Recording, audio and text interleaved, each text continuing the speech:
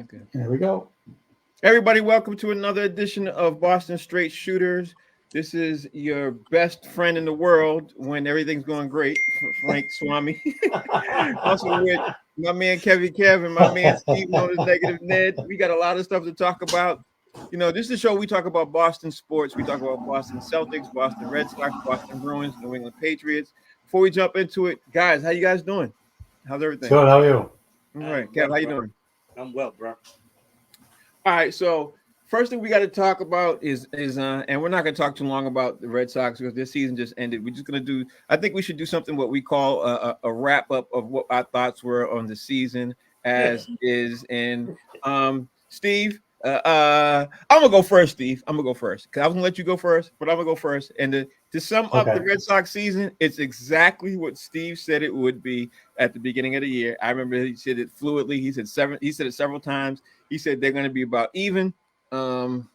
He said we shouldn't expect the playoffs. I was the one who said, no, I think we should expect the playoffs. Might, and then I kept ringing that bell too as it was going on and on and on. I was like, you know what? The Red Sox are going to be something better. The Red Sox showed us who we thought they were early on. They are who we thought they were. And being as the Boston Red Sox, they gave the fans a little bit of hope like 5 or 6 times during the season. They were on several hot streaks and everything else. So I'm going to say this, and I'm going to say this on record right now, as you can't see. I think Alex Cora has a plan. I think Alex Cora wanted to stay because he has a plan. I think they intend to bring up a lot of young guys that they had right now for next season. And I think, honestly, with Trevor Story's situation and probably moving him to second base and things like that, I think that they are looking forward to some young magical spark and they're trying to create excitement for next season. But Steve, I'm going to throw it to you now. I don't know how much that's going to happen with the Red Sox not trying to spend on free agents and everything else, but give me a wrap up of the Red Sox of the season, Steve. What's your thoughts? And honestly, I don't even really want to hear it because you said it like 15 times through the season. But go ahead, Steve. You got the floor. They need to change the signage over at Fenway Park to Ocean State Job Lot Park. That's the simplest way I can wrap up this season. Actually, their last 4 seasons. Yeah. I want them to stop bringing in these freaking Ocean State Job Lot dumpster dive bums. I want them to get real and spend money. I'm reading these comments from these jerks. I'm not going to get into that because I'm going to have to save that for a Negative Ned segment. Right. But the quickest way I could wrap it up is to just say that they overachieved early on and they were on demand. And it caught up with them in August down the stretch, like it always does. Right. And I'm going to stop there. Okay. So, Kev, you want to give me a wrap up of the Red Sox season? The little bit you watched? Echo. Oh, echo. I echo Steve. I told you, got to spend the bucks. We got to do some things. They just have to. You know what? I am glad that Kyle Bloom is gone. But that's still not helping us. But the guy they put in his place is basically a clone. Yeah. He's a clone. He's Chaim Bloom 2.0. That's why I kept calling him Chaim Breslow. Yeah. Chaim Breslow. That's a good one. Okay, so because I want to talk a little bit more extensively about the Bruins, and I want to talk more extensively about the Celtics and the Patriots. So real quick, one thing real quick, right? I had them at 75 wins. They overachieved. They got to 81. The line for betting was 78 or under. So they broke both of those, but it could have been a lot better. Well, in your defense, you did say 75 to 80, so I'll give you that. You said that a couple of times, so I remember that. Anyway, we're going to move on because this is not going to be a segment where we're going to keep drawing out the Red Sox had a disappointing season, everything else. I want to jump into something that I've been hearing a lot about, and we're going to talk about the Patriots in a second, but let's talk about the Bruins because I listened to a huge segment today of the Bruins talking about this Jeremy Swayman situation, and I want to ask Steve a couple of questions because this is his, this is his forte is about the Bruins and everything else. This is something that for those of you at home who are not paying attention to hockey or things like, Bruins is not your thing. I learned a lot today about what's going on with the Swayman situation, and I'm going to bounce it to Steve in a second. But the Bruins I found out, are notoriously secretive when they discuss contracts. They really don't discuss contracts of that nature. They don't put numbers out there before and everything else. But now with this situation that they're in, Steve, I want to get your thoughts on this because with Swayman, today the guys on sports radio said statistically, Swayman is one of the top 3 to top 5 best goalies in the league. This kid's 25 years old. He's doing his thing, and he wants 8 for, was it 8 for 8? I think they said he wants 8-year contract. He wants more than that. Yeah, he put himself in a corner, Steve. Now, when the Bruins and all the other teams are about to basically start the season, they're locked in for the goalies that they have and that they're going to have for the season. I'm not sure if his negotiation tactics was smart on his end. So, Steve, let me ask you. Let's start first at the top and go with this. Do you think it was the youngness, immaturity of him putting his numbers situation out there, and then having the Bruins, obviously, they were pissed off, counteracting, by him being so brazenly brazen, I guess like he was, and Kev, just to get you to understand, Kev, because Kev and I don't follow hockey like that. This kid, 25-year-old Swayman, he put his business, to make a long story short, he put his business out in the street of what they were negotiating when the Bruins and almost all their years historically never have done that before. He put out, this is what I want, and this is what they offered me, and they had all summer up until now to negotiate and close this deal, but the Bruins chose not to. Now everybody's basically about to start. They already finished training camp. They're about to start the season. And the Bruins announced they're stuck trying to negotiate with this goalie. So now you're caught up, Kev. Let me throw it to you, Steve. Steve, please answer the question. Do you think this young kid was brazen by doing this, or do you think this was a shrewd move for him? What's your thoughts, Steve? No, it's dumb because he's following his agent. And so I've been saying that his agent is basically the Scott Boras of the NHL. Right. He had a guy in Toronto, William Nylander, held out. They signed on December 1st, the last contract he signed. So this guy's known. And actually, he was Torrey Krug's agent, too. And the Bruins had a hard time with Krug before he went to St. Louis. So, look, I think that Jeremy Swayman is following his agent. And also, it's in his head now since they how do I put this? They basically gave him the starting job, pretty much. They traded Allmark. And we knew they were going to trade Allmark. That's not a secret. But two things. The Bruins could have signed him before they signed the center and the defenseman, right? And then that way, this wouldn't be an issue. I think he's probably pissed because now they only have $8.6 million in cap space. And remember a few weeks ago when the report came out that said he wanted $10 million, I was like, no way. That can't be right. Well, maybe it's right. And so the Bruins are like, $10 million? Guy, you're only worth 6 point whatever. So, like you said earlier, they secretly don't like the numbers coming out publicly, but the Spit and Chicklets guys that I follow once in a while came out. One of those guys said that the Bruins offer him 4 years and $6.2 million a year. That's a lowball offer, in my opinion, right? So he's asking for 10. They were like, nope, 6. And now it's like meet in the middle. So I think he screwed himself up, and I think that I don't want to. I'll let you ask the rest of the questions before I get too far into it. But to answer your question definitively, I think he painted himself into a corner now. Right now, the Bruins have the leverage. I guess is the answer to the question. Yeah, here we are now. Right now, the Bruins played a couple of preseason games. I know you want to talk about the preseason games in particular, but let's look at it from this perspective right now. The preseason games kind of tell you what you're going to go with in the season as the season goes along and everything else. Did he paint himself more into the corner because of the Bruins are looking at the results of the preseason games and that aspect too? And what's your thoughts on the Bruins? According to the Sports Talk guys, they said they got their offer all the way up from 6.3, 6.6, all the way up to 8. Now they're at 8. So is he willing to sit home right now for $1 million? Over $1 million? It sounds like it. So listen, I have the quote here. So if you didn't hear it, and maybe you did because they were all over sports radio yesterday, Cam Neely came out yesterday at the press conference and said, I know I'd have 64 million reasons why I'd be playing. And that's the first time that the Bruins have put a number out there that suggests that they at least made him close to an $8 million a year times 8 years offer. Now, his agent came back and rebutted it and said, nope, this is the first time we've heard of it. That offer never came. We didn't hear it, blah, blah. He said that, he's disappointed, hurt for Swayman, blah, blah. We're going to take a few days off. So listen, the tactics are going to continue on both sides. I'm glad Neely did what he did because I think they're pissed off, and they should be. They did him a solid. They didn't take him to arbitration again.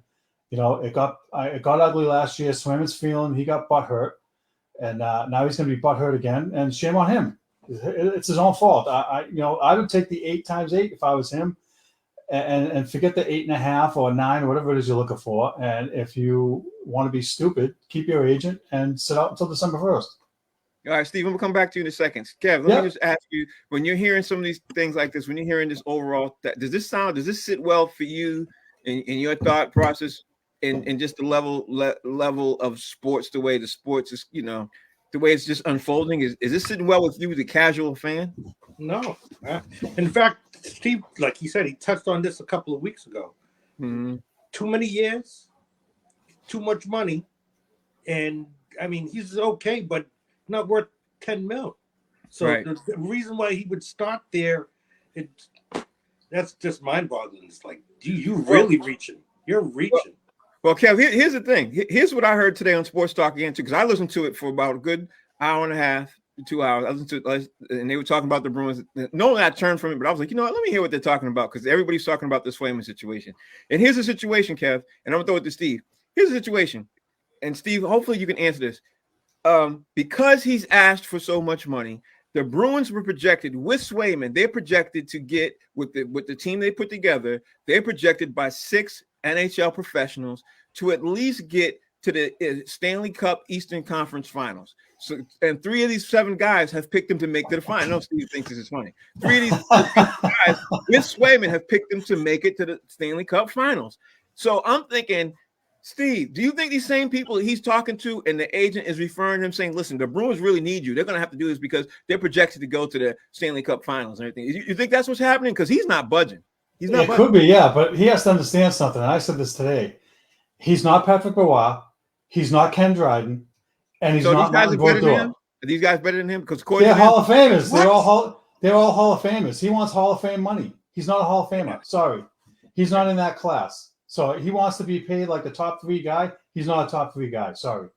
Okay, see, but now this is why I wanted to talk to you about it, Steve, and get Kevin in the conversation, because according to what the experts were saying, and I know negative net is negative net, and I wanted to make sure that we separate the negative net and Steve separate the two so we can get down to the nitty gritty of this, because you're so negative. Like, the facts are, according to what they said today, again, hockey's not my thing, but according to what they said today, this dude, Jeremy Swayman, is definitely top 3 statistically, and he literally can take several teams to the Stanley Cup Finals, and hopefully they were saying he's right now set with the way the Bruins are built. He's set to bring them to the finals. Like, that's what they were saying. I was like, wow, he's really this good? And you're telling me, Steve, he's not. So is this what I'm saying? Is he hasn't proved it. He hasn't proved it. He hasn't proved it yet. Say it again. He hasn't proved it yet that he can take him that far. Okay. Now, look, he's better than what they had, and I agree that they're better with him. Right? They're better. They're a better team with him than without him. Mm-hmm.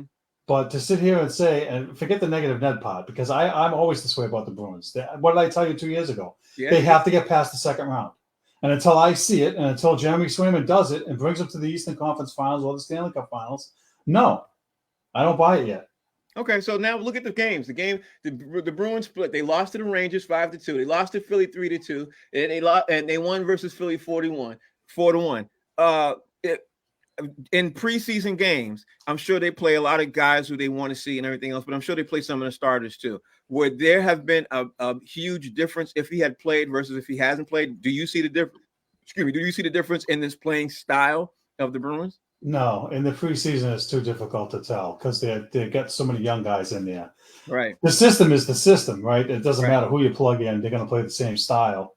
Right. But it's just a matter of those guys have to get action. They have to see the puck and make some stops, and just like preseason baseball or football. I mean, they're trying to just get their bearings and whatnot. I mean, most of the starters played yesterday was their first game, so. I don't know if yesterday would have been his first game or not. Probably not.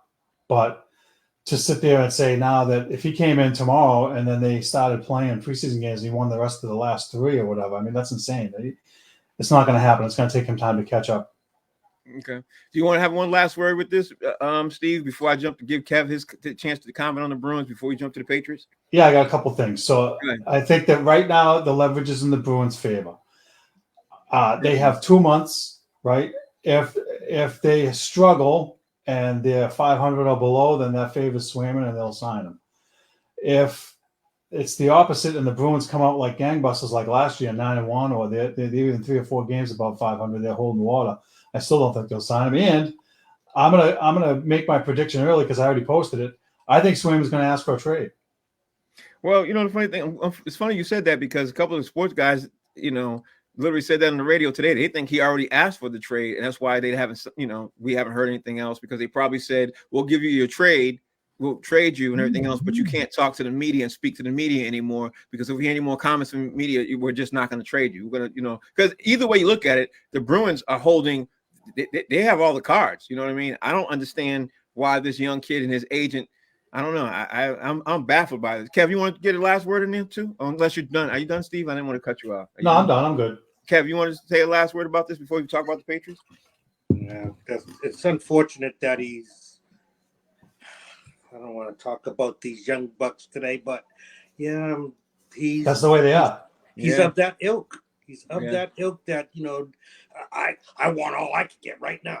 And they're entitled. Yeah, it's the entitlement factor. Yeah, that's what Kev's saying. Yeah, I hate it. Yeah, I hate it too. I'm all for trading him right now at this point. I think that I'm sorry to keep going, Frank. Give me half a second. I think that the goalie Bob guy that fixes all the goalie, he fixed Allmark. He fixed a couple other guys. He's going to fix this guy. He's basically the Dante Scarnecchia of the Bruins. And so I'm fine if they trade Swayman and go with these guys. They actually signed a guy.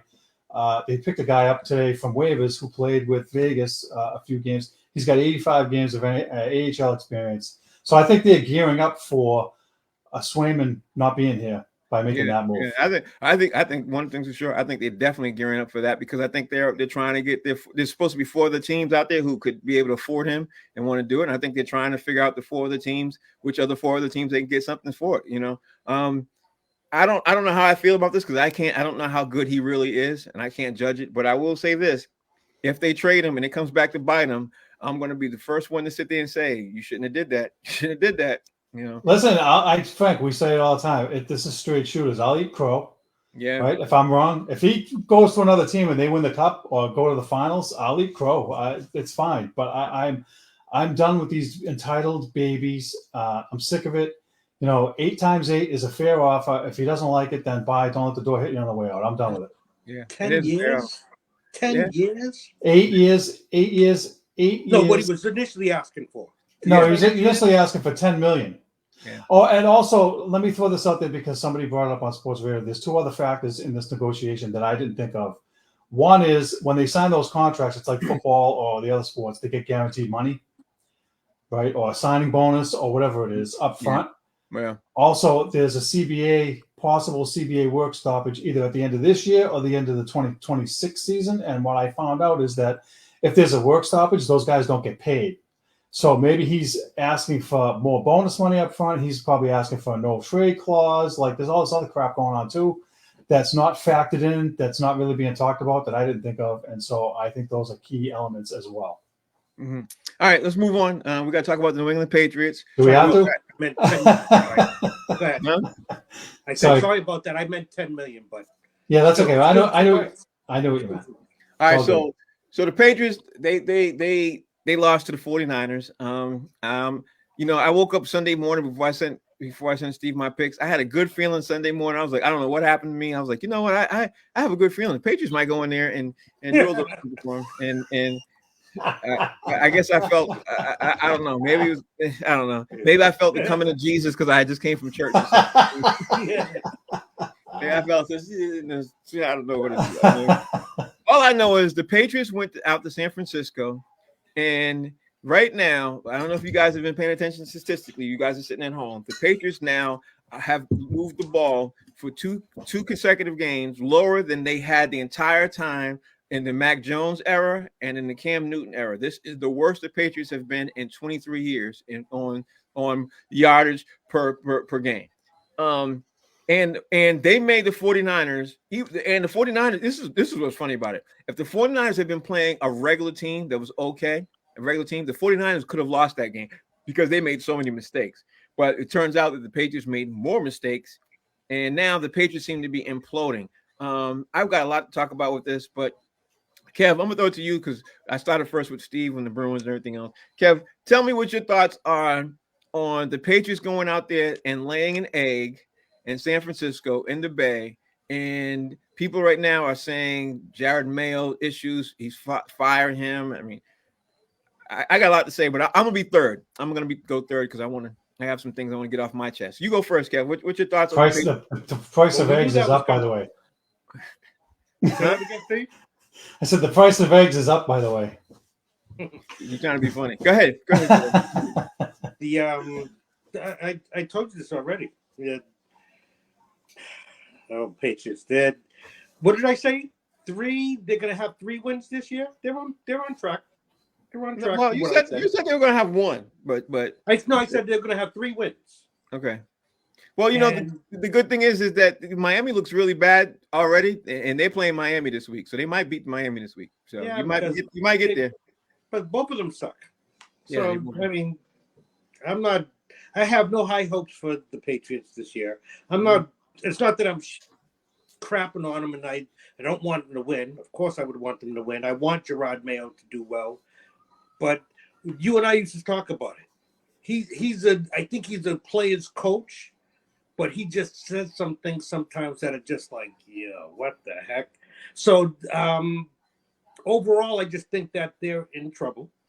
I don't. If any wins that they get at this point is like a bonus. I don't see them doing anything more than, like I said initially, 3 wins. I was kind of nervous. I was like, wow, they came out the gate, ready to go and doing some things, and then they started to lay eggs. So what I have presented was that it was the newness factor of it.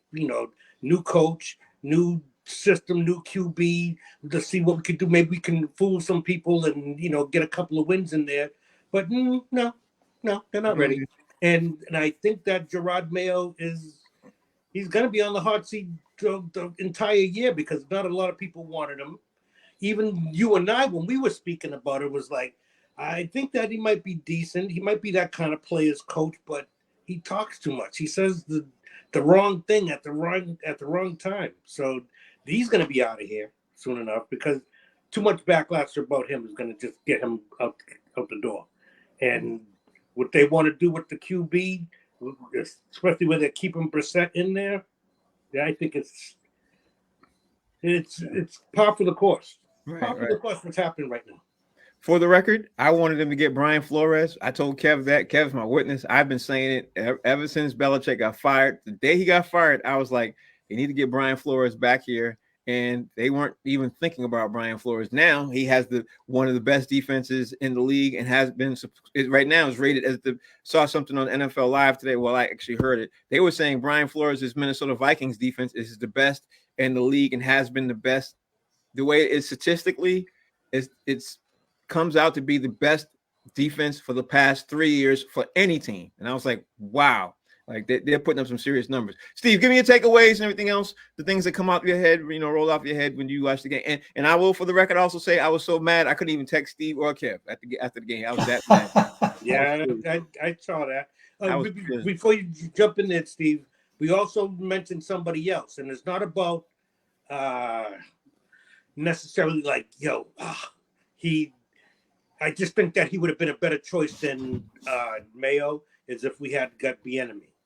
And Eric Bieniemy. We talked about that. Yeah, Steve talked about that. Yeah, he's coaching a college team right now. It's crazy. Yeah. He got. I don't say he got fired, but I think he did get fired. He did. He got blackballed. He got let go with the coaching staff from Washington. That was Ron Rivera's coaching staff. So nobody gave him a shot. I don't know why, but he was a guy that we identified that we could have used here for sure. And honestly, he's doing really good in college too. So I don't know how long he has to keep doing good for. I don't understand it, but Is he a head coach in college? No, he's offensive coordinator. Yeah, offensive coordinator. He's the OC. Okay. But he's doing good. Whatever team he went to, I think it was Washington. Not Washington. It was a college team. I forgot. But sorry, we can look up later. It's not a big deal. Yeah, they're doing the most yards that they had in a long time. So, Steve, give me your takeaways, man. Come on, talk to me. Tell me about the 49ers game. What's your thoughts? The very first thing I'm going to say is, Frank, how long have you been watching the Patriots? 70s, oh my right? God. Right, Cat? How long have you been watching them? 70s? I've been watching him since Jim Plunkett. Jim Plunkett was the quarterback when I first started watching him before he got traded to the Oakland So Raiders. we go back to John Hanna. We go back to John Yeah. Hanna and Pete Brock and Bill Lankitis and those guys and Leon Gray. This is the worst offensive line for a Patriots team I have seen since I've been watching them in the 70s. This is horrible. And it's all the because worst offensive line ever, right? I didn't mean to cut you off. Isn't it the worst offensive line we've ever had, ever, statistically? It's the Patriots. That's what I'm trying to tell you. My takeaway is that this is the worst offensive line in Patriots history. I have never seen them have a line this bad. And it's because they did not fill the left tackle and left guard positions adequately. Everybody that they got is a right side guy converting over. It's a recipe for disaster. They don't have a next man up. They're on their fourth starting left tackle this week. I mean, you're not going to win anything. And I listen to these guys talking about, the receiver. Oh, the guy was open. Yeah, the guy might have been open, but Brissett's got four guys on his back. How's he going to see him or get him the ball? I heard something, and I forget what show I was watching, but Jacoby Brissett's average time in the pocket to get the ball out is 1.6 seconds. So the receiver goes out, he probably takes him 2 seconds, 3 seconds, and Jacoby's already sacked. It's like the receivers don't have time to get open. The plays can't develop. The turnover was bad. Look, he threw up a bad ball. But earlier in the game, they had an opportunity to put points on the board, and they went for it on fourth and whatever it was, 4th and 1, whatever, and didn't get it. And I'm like, you're on the road. Why don't you guys ever take the points? It's just, they're all doing it too. All the coaches are all doing it. They're stupid. Maybe you kick the field goal, you get a little momentum. So between that, Stevenson fumbling again for the 4th game in a row. Now listen, when he re-signed $9 million a year, I was fine with it because look, you need good players. He's been their best player on offense the last couple of years, but he's been a disaster. And so there's talk about him being benched this week, which I'm fine with because you can't keep giving the ball away. If Mac Jones can get benched for turning the ball over, Stevenson, dude, grab a seat, get some stickum, and put it on the ball and sleep with it or do whatever you got to do. The other thing is, I just think on defense, missed assignments, poor tackling, poor communication. This has been going on since the Seattle game now. And, they just don't have answers right now, regardless of whether they have the guys healthy or not. They're not gelling together. And now, now you have guys calling each other out on podcasts or shows and saying, oh, this guy, playing for himself and you got to play for the team. And I'm going to name him because he was invisible. Keon White. I didn't hear his name once the whole game.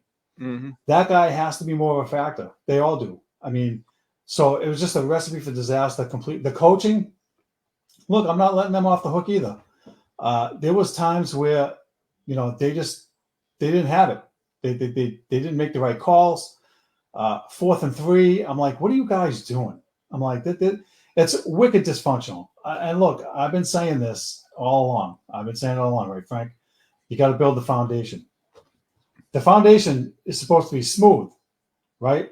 The cement is all wonky. It's got craters. That foundation is not getting built right now. They don't have. And now David Andrews goes out too on offense. I mean, look, it's going to take more than I thought, and it's because they are. And again, front office. Look, I'm not sitting here like everybody else. Oh, you got to fire Elliott Wolf and fire Mayo. No, it takes time. You got to give. I told you, Mayo needs 3 years. Can't fire him after this year. Elliott Wolf, you can't fire him after this year. You got to give these guys at least 2 years minimum, maybe 3, because they have to get the pieces and they have to get it correct. But that game, sorry, Frank, I gave them no chance against San Francisco. An angry team at home, even if they were depleted, Patriots are no match.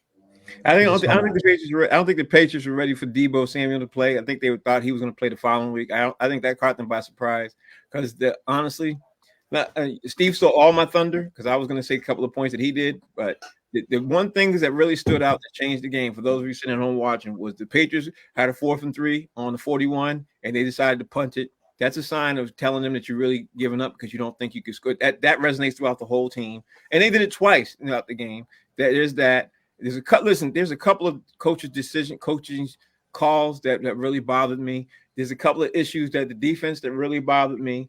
But the number one thing that really bothered me was Jacoby Brissett is being blamed for a lot of stuff when he really does not have time to throw the ball. When you want to talk about turnstiles, he literally went back more than 15 times, and people were on him at least 10 of those times. Frank, who's the guy on the right that was playing right guard? And the guy on the other side, 99, just pushed him like he was a tackling dummy. Not just him. It happened to the entire line. There was one play when the Patriots were trying to they had third and 3 or something like that, and Jacoby went and he rolled out to the right and he was getting ready to he was running, he was trying to make. You remember that play? I remember that. Yeah. And he just didn't even have a chance to get out. Somebody grabbed him and he literally rolled out. Somebody snatched him up and put him back because he didn't even have time to roll out. So after I looked at the game, I looked at the game one whole time. I looked at half of it on replay because I wanted to see. I just paid attention to the Patriots' plays on offense, and the Patriots lost David Andrews. That's going to be huge. They're getting back. What's the guy that he's been injured for over a year? He's coming back. He practiced today. They're getting him back. But Cole Strange, I don't think Cole Strange is the answer. I don't think Cole Strange is going to be the help that they think they need. I think they should really start hitting the market and everything else. And if I'm them, here's what you guys are going to call me crazy with. If I'm them, I trade Ramondre Stevenson right now and get a left guard because Ramondre Stevenson right now has had 4 games and 4 fumbles, and he fumbled a lot last year. He fumbled the year before a lot, and now he's fumbling more than he ever has before. I think it's going to be a serious problem, and I think there are a ton of running backs out there who don't fumble, who do the same thing that he does, and some teams might look at him and say, you know what, we could use it, and hey, look, give Ramondre a chance for somebody else. But we need to trade instead of what people are saying today about Kendrick Bourne, because Kendrick Bourne came back today in practice today too. So Kendrick Bourne is not the answer. Any other, trying to trade to get Devontae Adams. I told Kev this earlier this season. I said Devontae Adams is going to get traded from the Raiders, but he's going to land on the Jets. Patriots fans need to relax. He's not coming to the Patriots. We don't need any more wide receivers. I think we're all set with that. We need help on the offensive line. That's what we need. I don't care about the Jared Mayo situation right now. I don't care about anything because you can't even judge the team because the team can't move the ball. And finally, I'm gonna leave you with this. If the Patriots don't do something about this offensive line, heads need to roll at the end of this year because it can't keep getting worse than what it is right now. I'm sorry. I don't agree with Steve with the 3 years thing. I think the offensive coordinator and the line coach needs to get fired if they can't right now because the offensive coordinator right now, he's playing high school ball. He's literally they're playing not to lose instead of trying to play to win. And I'm sure both of you guys understand that. So that's my rant about the New England Patriots. Let me say this. I said it back in April that it doesn't matter who you have. You can bring Jerry Rice in here, but if the freaking quarterback can't get him the ball because he's on his back, it doesn't matter. Right. So for them to not have and I said it earlier this week.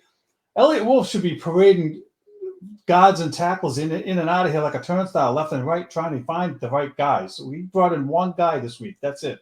That's terrible. Yeah, they should be on the phone, and there should be a line out the front of Foxborough Stadium, Gillette Stadium, of guys waiting to come in to try out to make that line better. There should be at least 5 guys lined up already. Kev, you can jump in here anytime you want, but honestly, I think that they should be in contact right now with some of the teams that have the best offensive line in the league. And I heard, statistically speaking, they said that's the Ravens and the Eagles. They have 2 of the best lines, and they have backups behind them that's maintaining the lines too. I think it should be contacting one of those teams that have really good lines and say, well, let us give one of your reserve guys or something like that. That's what I think they should do. Kev, you got 2 cents? You want to throw in 2 cents on this? I agree that they should be interviewing linemen I also am going to disagree with Steve. 3 years? I'm not taking 3 years of this stuff. Yeah. No chance. I'm not. I'm not. Right. I'm sorry. Right. This is a you know what it is too for me, Steve. When you got Jaden Daniels doing really good in Washington, and he's doing good, and he has a somewhat his line is not the greatest, but he's doing so well that people in Washington are literally campaigning for him to be a rookie MVP of the league. And the last person who did that was Jim Brown. And right now, if the league was to end today, he'd be voted MVP. So we got to do something. And I'm not the guy saying, hey, let's get in. I don't think you want to put Drake May in there right now because he'd get killed. You can't put him in there. You can't. I don't want to get him in there. But I want at least to give ourselves a chance to move the ball and a chance to be competitive in these games, because as each game is going on, we're getting worse. You know what I mean? Like, we're literally getting worse. We were really good in Cincinnati. We were pretty good in Seattle. We were horrible against the Jets. And what's the word you can use worse than horrible right now against San Francisco? Putrid. There it is. I can't say how bad it is. And when the crowds look around, when it gets really cold out there, and they're gonna look around and they see half the stadium empty, they're gonna be sitting there wondering how is this happening? Why is this happening? Because what you guys have decided to do with you and Elliott Wolf is not address the offensive line. That's end of the story. All right, so looking at the time, I want to make sure we move on because I want to get to the Celtics, and I want to get into let's see, we did the Red Sox, and we did the Bruins. We're doing the Patriots now. I want to get to the Celtics too in a second. And I also want to talk about our picks for the week because there's so many things going on. And listen, this is the craziest in NFL season I think I've ever seen, because teams that are supposed to lose are winning, and the teams that shouldn't even be in contention are in contention. I don't know.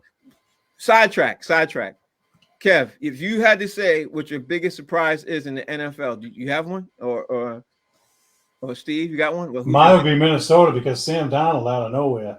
This week, the guy that was seeing ghosts gets put in a situation where they have an offensive coordinator or a guy, whatever, to utilize the guy's talents. And I agree with you. I'll give Brian Flores his kudos and credit, but I mean, Sam Darnold's got the most touchdowns in the league right now. No one would. If you asked me at the beginning of the year where Sam Darnold would be, I would say on the bench somewhere. You know what? And my biggest surprise has got to be Washington with this Jaden Daniels kid, who's the number 2 pick in the draft, because honestly, his offensive line is a little bit better than the Patriots, and they're winning games. You know what I mean? They're winning games. So to me, listen, Minnesota has a great offensive line.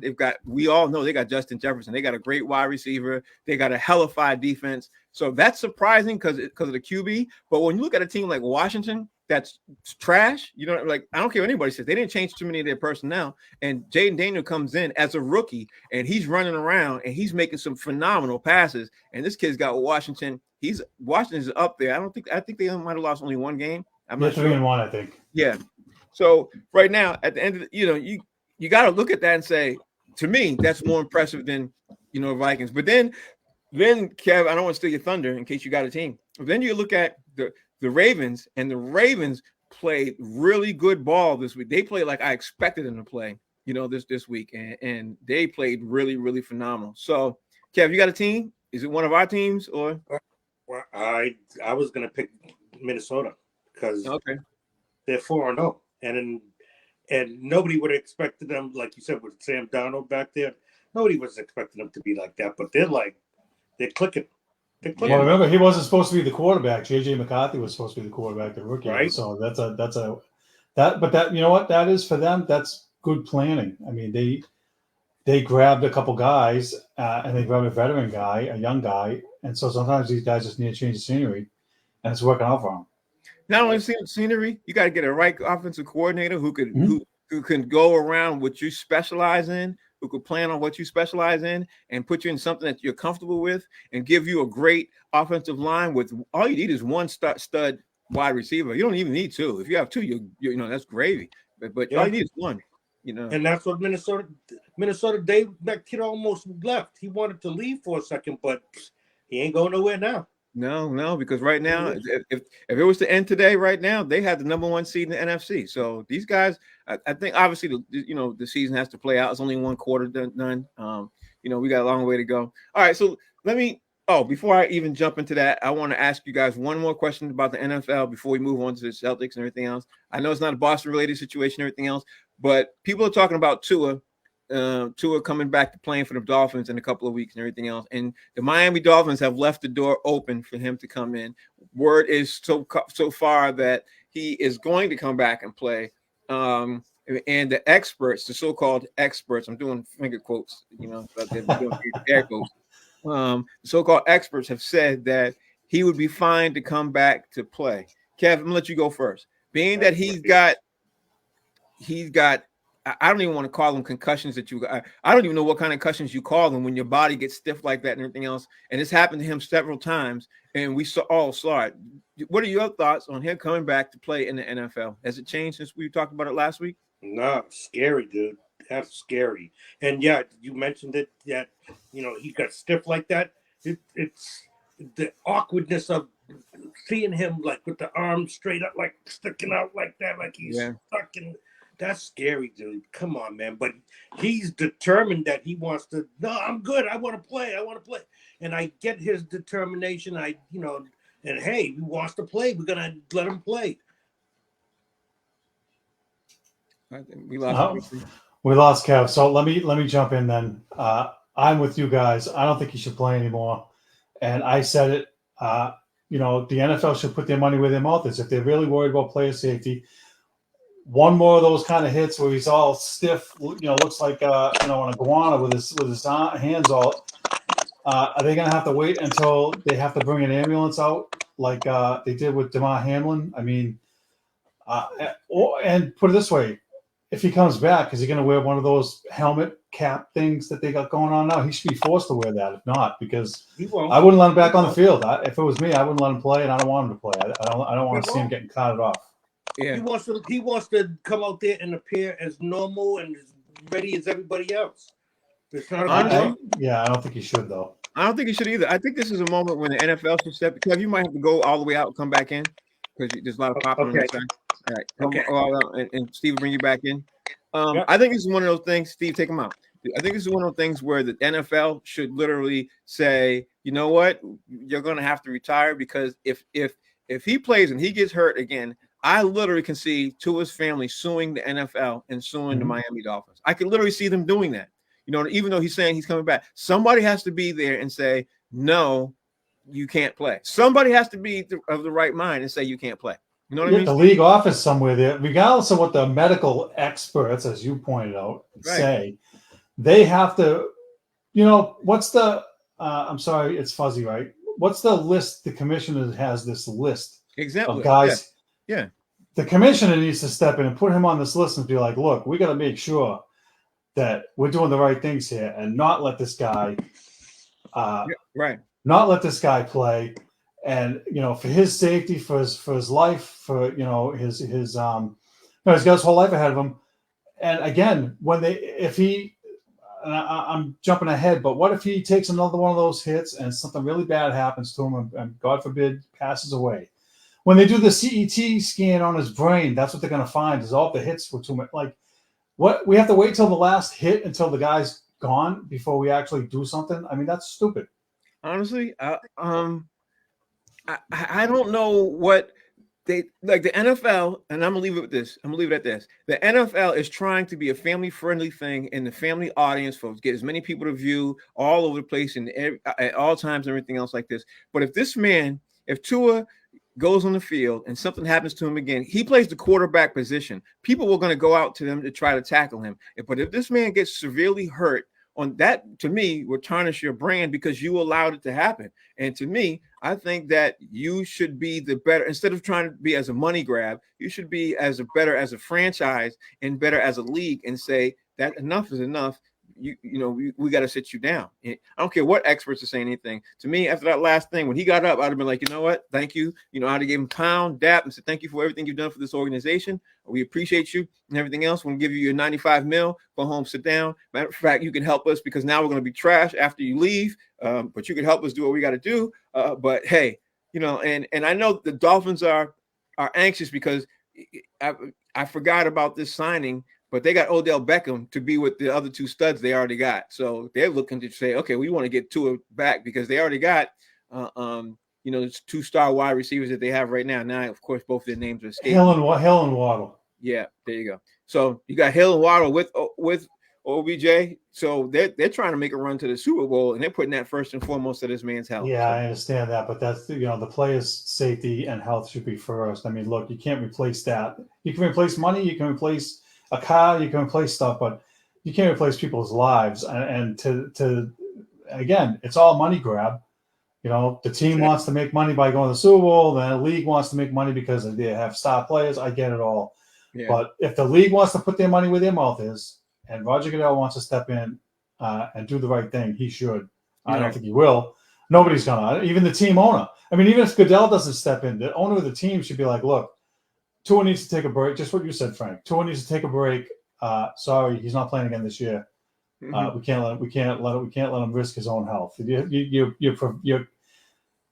the word I'm looking for? You're preventing him from hurting himself. I mean, it's not worth the risk, in my opinion. All right, we want to move on. Let's talk about the Celtics right now. The Celtics are in Abu Dhabi right now. They flew and they left last night. The preseason kicks off on Friday. They play Denver. And I want to talk about the Celtics. They did something that a lot of people are not expecting. They weren't expecting them. They had one of the hardest, if not the hardest, training camps that they've ever had under this new leadership and this new regime.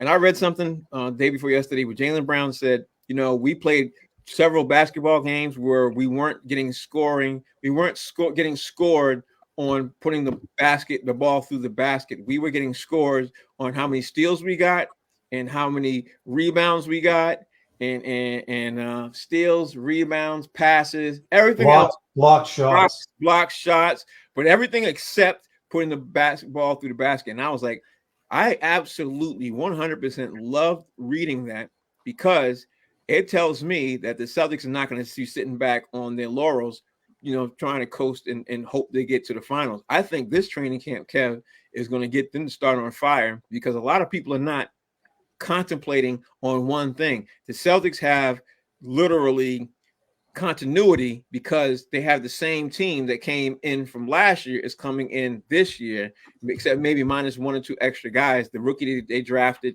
and the other kid that they got from Phoenix. Names again, I don't know why. Maybe it's Wednesday night. That's why I can't remember people's names. But they maybe got two additional guys. You know what I mean? KP is coming back a little bit early and everything else. Kev, do you like hearing what this is right now? Because Jaylen Brown said this was the hardest training camp he ever had as a pro. Ever. So I love it. I love it. And those dudes are angry. They got a chip on their shoulder. I've seen like some excerpts from their practice. Their cohesiveness, like they're playing together. They're backing each other. They're on a mission. Yeah, I think the league should be put on notice. These dudes they ain't playing. I agree. They ain't playing games. They're gonna play some games, but they ain't playing games. I agree with that. And there's another thing I read too. Jason Tatum and Jaylen Brown were going at each other every single practice that they had, and this is the first time in any preseason since they both came on the league where they've been going at each other every single practice. And I was like, ooh, I love that too because iron sharpens iron. Steve, your thoughts?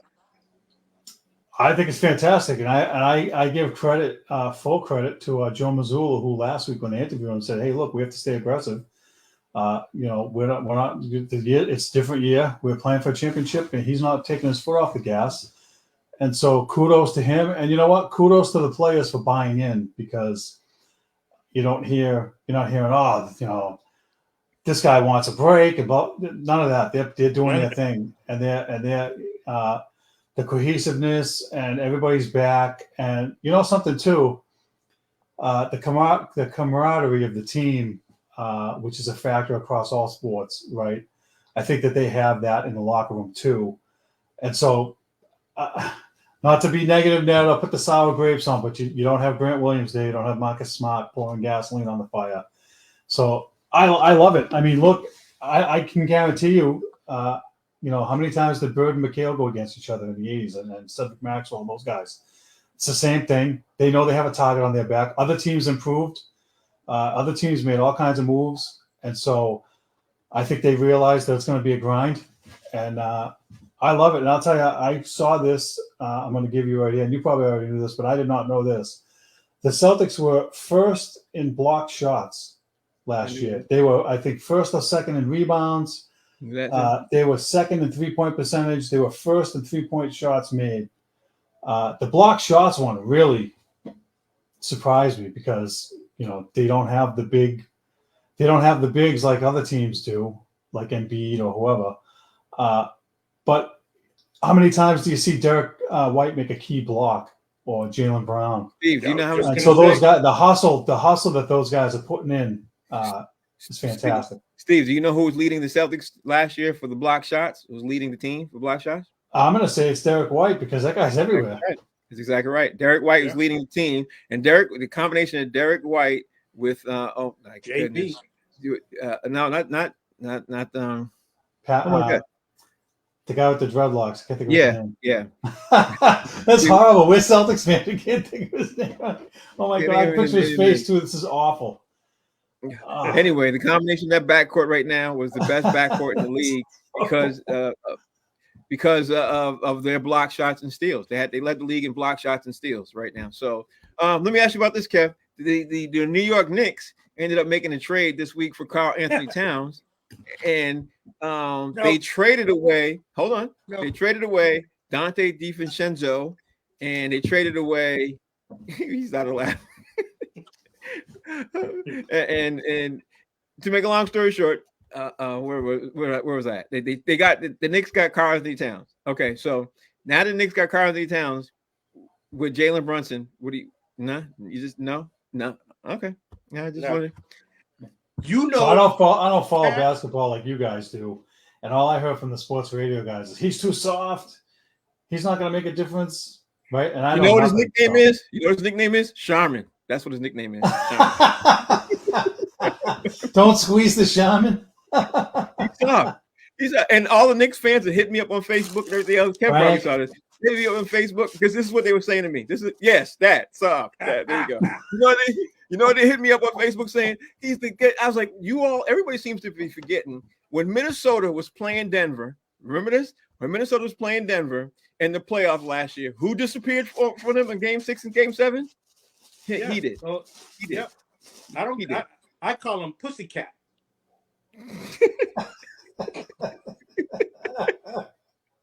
This wasn't the shaman right here.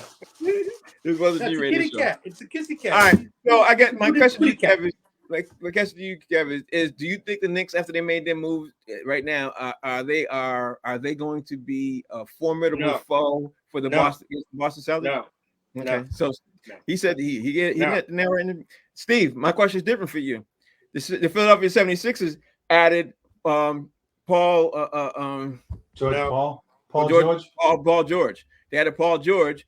No. Do you think that makes them a formidable? Because honestly, I think that move to me is more dangerous than the move that the Knicks made because Paul George can shoot and slash. You know what I mean? And they got Tyrese Halliburton who can shoot in the guard position and slash. Halliburton or Maxey? Halliburton. Maxey. James, it's Wednesday night. I had steak. It's Wednesday night. I had steak. They got Maxey. They had Maxey. They got Maxey on the point. He could shoot and slash. You know, you got Paul George who could, and he loves to slash to the basket, but he also is a deadly shooter. And the only thing I can say to the Sixers is if they happen to land a Joel Embiid who's healthy in the playoffs, which he hasn't been in the entire time since he's been in the league, but if they happen to be the year, I think that's the team that scares me more in the East than any team does because of the addition of Paul George. I agree with you. I agree with you because listen, as long as Embiid is healthy. And that's a huge question mark, right? But they could listen. I hate the whole load management nonsense, right? But they have to load management that guy. Late in the year, he was playing on one knee and he was playing 40 minutes a game, and he was still leading them in scoring. That's dangerous. There's another guy you're potentially ruining his career. So if I was them, I would manage him somehow so that he, just like what the Celtics did with Porzingis, right? They load management him. They made it so that he got hurt, but.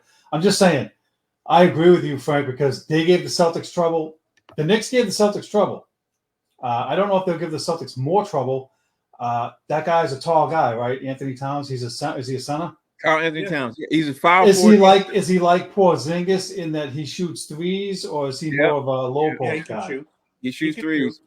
He's a better outside perimeter player than he is down low, but he does play down low too. So is he better than the guy they traded away, that DiVincenzo guy, whatever his name is?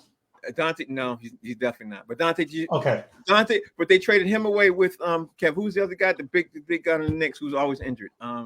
This is terrible. It doesn't matter. Randall. Yeah, Julius Randle. They traded away. They traded a trade with Julius Randle left with Dante DiVincenzo, and I think that if they had kept Dante if they had kept him, the Knicks would have been really scary because this kid could shoot the lights out. But they traded Julius Randle and DD, and both of them are gone. But here's the other thing I was saying: people are sleeping on. Minnesota now have Anthony Edwards with Dante DiVincenzo and Julius Randle, and they got that big guy, the French guy, the other guy. So they're Gobert? Yeah. So to me, that's the team on the West that everybody should be scared about because if Julius Randle's healthy, and they say he is, and Dante DiVincenzo now goes back because remember Dante came from Golden State, he was shooting the lights out. Then he goes to the Knicks, he's shooting the lights out, and they trade him to another team. They need him. So guess what happens? Now that's the team that's scary to me out of the entire league. That's the team that says, I don't know about those guys because now if they put it together, you know what I mean? I think they could even take Denver out. Kev, you could agree or disagree, but I think they're the team that could Minnesota, take. I would give it to you. Minnesota, they did get better. They got a lot better, but they're gonna be out in the West where it's like a blood sport out there for some of those teams. They're gonna do each other in. I'm not concerned about any of them. Really. But if Minnesota gets to the finals and they meet the Celtics in the finals with the team they had, and they had the sixth man of the year, that kid with the braids, no worries. I'd be petrified. You can't worries. You didn't hear it here first. I hear you, but no, I'm not worried about that. For real. Nope. Right, so I agree with you, Frank. I think Philadelphia is the toughest team that's in the Celtics' way. And I would not count out Indiana, given how they played the Celtics in the playoffs before losing. Who's that guy they lost in game 3 and 4 there? I can think of his name. I think he's a point guard. Halliburton? Yeah, him. Yeah. He's still there. No. I mean, they lost him to injury in the playoffs. I'm thinking if they're healthy, I would say the Celtics, Philadelphia, and Indiana. Those are the teams I'll be watching out for. But Steve, before we move on, reason why I don't like the Philadelphia. Well, I don't care that they got Paul George. I don't care about none of that. And the Philly. I think we talked about this before, Frank. I am not big on Embiid. I think that he's a freaking. Honestly, I wasn't big on Embiid until I saw him play. I saw him play in the playoffs last year in the Olympics. In the Olympics, yeah, I was like, this kid can play. He can really play. I'll give it to him. I'm not saying that he's a bum, but he disappears. He disappears. Yeah. He's injured. He needs to come to the Celtics. You know what I mean? That way he can sit out half the season and play with. Come to the Celtics. Don't say that.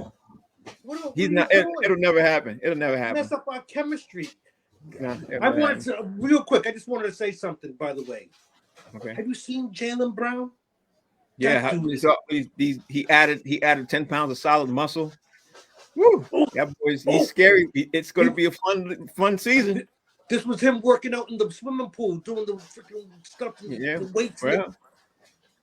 Yeah, it's going to be scary.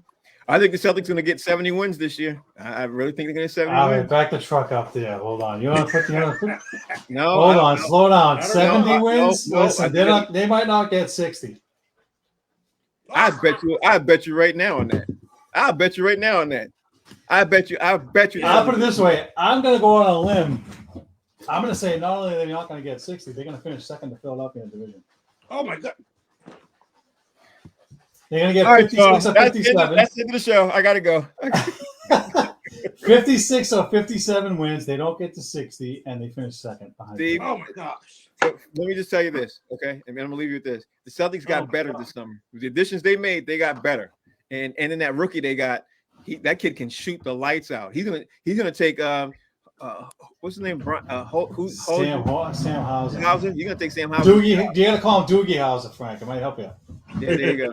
You're gonna take Hauser's job because he shoots better than Hauser. He's gonna take his job, and the Celtics got better. But let's move on because we got to close this show out. And we're already see now we're behind. Now I'm not gonna make my time. I was trying to make my time. We're not gonna make my time, but we're gonna rush through this. Steve, give me the poll questions. Let's run through this.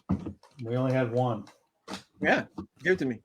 Who is most responsible for the Red Sox second half collapses the last 3 seasons? A, ownership / management, 100%. Alex Cora, 0%. The players, 0%. Okay, I like there it is. No argument like it. here from anybody. No, but not from none of us. We all agree with that. No, Steve, keep it rolling. Keep rolling. We got the predictions now. All right, predictions. I said that the Red Sox are going to fire the hitting coach or the pitching coach or both on Monday. And I said that Drake May would come in the fourth quarter versus the 49ers and throw for 100 yards and a touchdown. And that's it. That's that. Let's see. Frank said that Drake May would be in the second quarter because Brissett would get hurt. And nope. And he did say that Baltimore would beat Buffalo. Ding, ding, ding. He got one there. And Kev said that Buffalo would beat Baltimore. And misery loves company, Kev. I thought that was the easy one too. I really did. Well, I really thought that Baltimore would win because Buffalo just they couldn't carry. They wouldn't be able to carry it. Baltimore's too good to lose at home. 3 games in a row. Yeah. All right, Okay. So the football picks, Frank, 7 right and 7 wrong, and this week I got 8 right and 6 wrong. I had a better week finally. I would have had 8-6 too, but my dumb ass picked the Patriots. So that's where I went. That's where I was like, I should have did it. Oh yeah, I have a question real quick before we leave. Can you guys believe that the Patriots are favored by 1 point over Miami? I don't think they should be favored by anybody.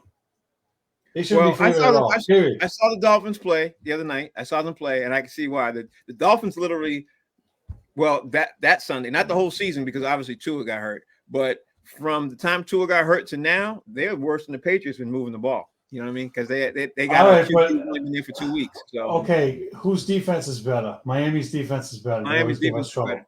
Right? Yeah, Miami has better weapons. The wide receivers are way better. Right, and that quarterback, even though he's only been there for a couple of weeks, he's about equal with Jacoby Brissett. So, I think he's going to be better. And I'm just you're overlooking a key point, and you just said it. You're overlooking a key point. The QB who's been there for 2 weeks doesn't know the playbook, so they can't call average plays with him. They can only call maybe 15 to 20 plays with him and then he can't even, when he gets to the huddle. I mean, when he gets to the line and he wants to, option out or something because he'll see a potential blitz. He can't even do that. So, but on the flip side, I will give you this. On the flip side, ever since the Jets have been blitzing the Patriots, every team now that they're playing is blitzing them all the time because the Patriots show they can't handle the blitz. So, the Patriots are the most blitz team in the league right now. So until they're able to fix that, your guess is as good as mine. But I do think the Patriots are going to be able to beat them. I beat the dog, but I'm not picking them. I'm not picking the Patriots no more this season. I'm not doing it. I don't care how. All right. Are we ready for the predictions? Because I got 2 ready. Go ahead. You got Mr. 2 ready. Well, I already said one of them. Jeremy Swim is going to ask for a trade this week, and the Patriots are going to lose 13-6. Okay, that's not a big stretch. Kevin, give me your prediction for the week. Give me your prediction for the week, Kevin. I forgot who they're playing, but I'm going to predict that Kansas City's going to get their first one. Ooh, I like that one. Yeah, I don't know who they're playing either. Hold on. Look. Let's see. Wait a minute. I think they're on a bye week. No. So they're playing on Monday night. They're playing New Orleans. So I think you're right. They're playing New Orleans Monday night. So yeah, I think you're right. I would take New Orleans. I'll take New Orleans. Where is the game though? That's what I was about to say. Even though it's playing at Kansas City, I would still take New Orleans. Oh, yeah. Kansas City at home on Monday night with Patrick Mahomes. No, they're not losing. Kansas City at home, who they also don't have Rasheed Rice, their star wide receiver who just got out for the season last week. They've also don't have a couple of the tight ends are banged up. And I know all this because now I'm in a fantasy league.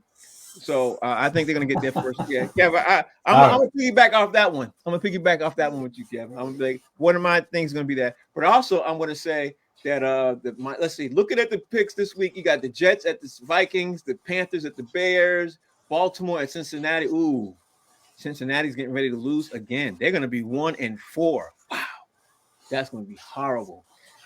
Let's see, Buffalo at Washington.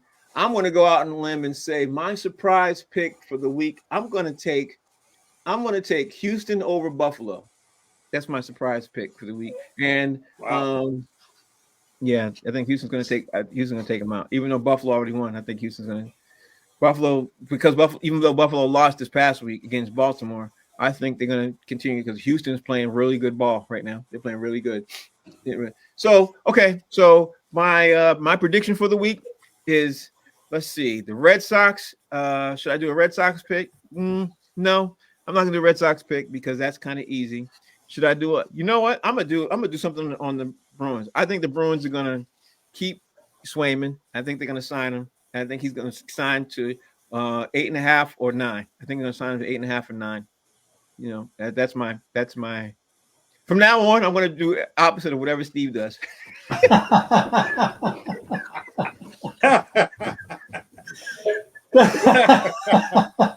That's probably a smart thing to do, by the way.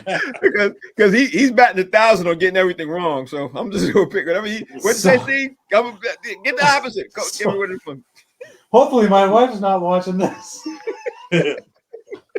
Dude, you said what? I'm doing the opposite of that. Get the hell out of here. So listen, I have one question for you. This is a Craig Breslow related question. Okay, go ahead, shoot. Do you know what a biomechanist is?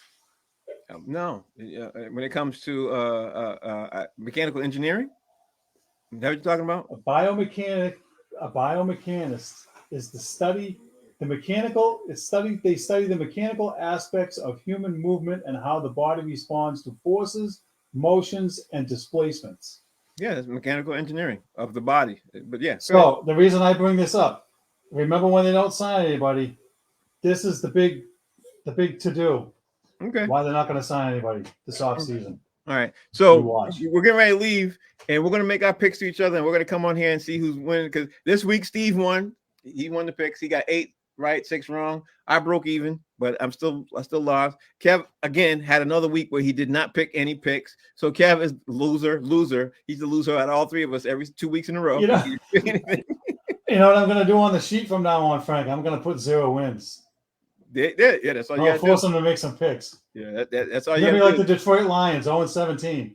Yeah, there you go, Kevin. You're already on the. You're already on the 0-16, 0-17, 0-16. I told you my picks were kind of scary, except for the Patriots are going to be 3 and whatever. 14. No. 3 and 14. Yeah. I don't even think they won in 3 games. I don't see it. I think they're going to win 2 games. Yeah. Yeah. No, you know what? You might be right because they're going to beat Miami twice, unless Tua comes back. If Tua comes back, they're not beating Miami again. I don't see that. Well, I don't know. If Tua comes back, they're still. I don't know. That's still not a good look for Miami. So I don't know. I'm sticking with my 3. Actually, when Tua was in there, they were moving the ball. They were everything. I don't know. The Patriots. I don't see the Patriots beating Arizona. I don't see the Patriots beating the Jets again. I don't see the Patriots beating Buffalo twice. I just you go down their list of their games they got. I don't see them winning a lot of games. I just don't see it. And I did at the beginning of the season, but yeah, I was stupid. So that was it. Anyway, we're getting ready to roll out of here. All right, let's roll out of here. Let's get out of here. Let's get out of here because Kevin has no picks. Mr. Steve 8 right, 6 wrong. I'm 7-7. Yeah, so we're going to send our picks to each other. We're going to talk more about the Celtics again next week. We're going to hopefully talk to you about what the Celtics look like at the beginning of the season because preseason games. We're going to talk about and next week's show, we're going to talk about what the Bruins do or did for the Swayman situation and see how that rolls out. And we're going to talk about whether or not the Boston Red Sox should fire anybody by this time next week because I'm sure we're going to sit there and say they need to fire everybody and start clean. And then hopefully we should turn the rack around and look at the New England Patriots and see what the New England Patriots are going to do because everybody's going to be happy if they win this week against Miami. But then everybody's going to want to throw in Drake May if they lose because they're going to say, how bad could it be? And that's one question we didn't talk about this week and purposely because I'm sick of talking about Drake May. Drake May's not saving us. He's just Hey, do not. you know who the Red Sox are going to fire? Who? The front office personnel. Good. I posted it, right? John Henry went around and told everybody they were going to have to take pay cuts in order to stay with the team. Oh, there you go. All right, we're 9 minutes over. You guys, thank you guys for watching the show. Kev, you want to take us home? Say bye. See, you want to say bye to anybody? But you guys, thank you for watching. Thank you, guys. Thank you, everybody. Thank you for your support. Thanks for voting. Thanks for the comments. And don't forget to check us out on YouTube. I'll skip the rest of the spiel. Have a good week, everybody. Bless.